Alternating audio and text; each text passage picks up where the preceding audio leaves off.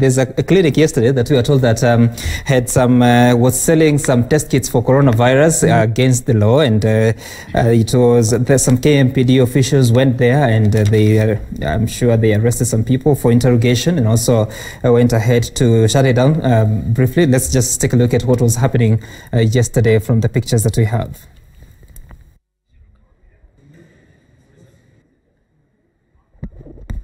We want to see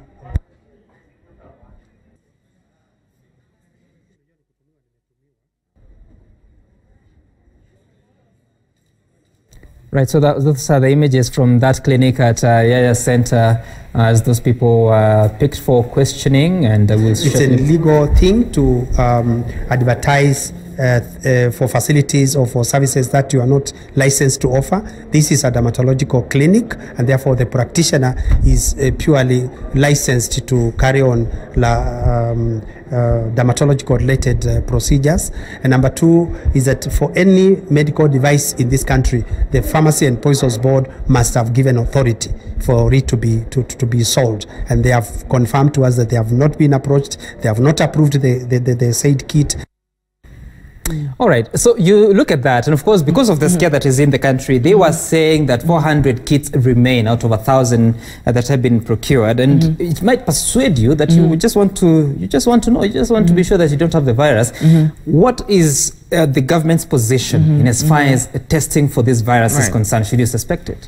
Right, so Sam and Zinzi, what's happening, as I said earlier, this is a new virus. And with regards to testing capability, Kenya actually has about 10 labs across the country that would be able to test for this virus.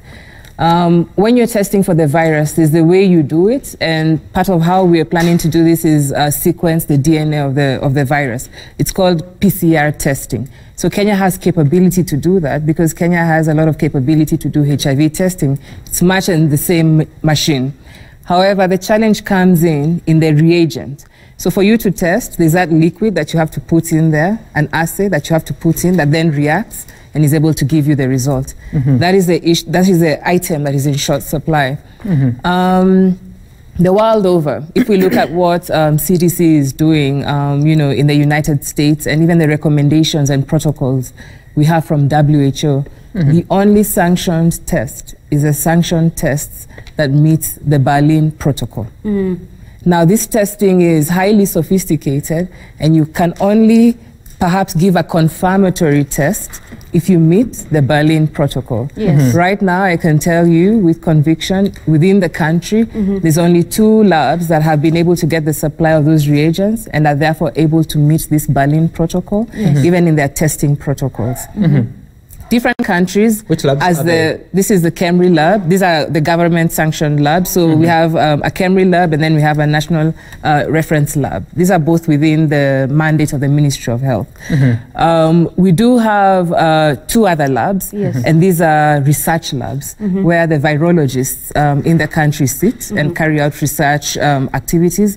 And these labs do have capability to be able to test. The issue, like I said, is the assay. So it's actually, if I could break it down for you, is a reagent of some form. The almost primers like and the probes. Exactly, and that you have to use. Do we have enough of them? The last time so we checked, the world we were over, sending them to South Africa. So right now we're not sending any tests to South Africa. So Ministry of Health has the primers and the probes. The Ministry of Health, exactly. We have them in store, and it would be useful perhaps with consultation to be able to give you guys assurance that those tests are here, the primers are here, and we're conducting the tests here. But the important thing is this: you have to learn from those who've gone before us. So China, we could see how the disease evolved over time. Italy, we could see how that evolved over time. And that's why collaborations with people like Jack Ma and different agencies who are able to pool across the world and bring more assays is important. So the government, in of itself, has actually taken a proactive step, and we're also engaging and actually procuring more of these assays. Remember, they're being, should I say, manufactured just by 2 or 3 entities across the world, and therefore all countries in the world are actually there, baiting and procuring for these assays. Before I rope in Daktari, here's the thing. if there's one risk group that we seem not to be mentioning, it's pregnant women. What happens if you are expecting during this course? So, Nzinzi, that's quite useful. That's a good question.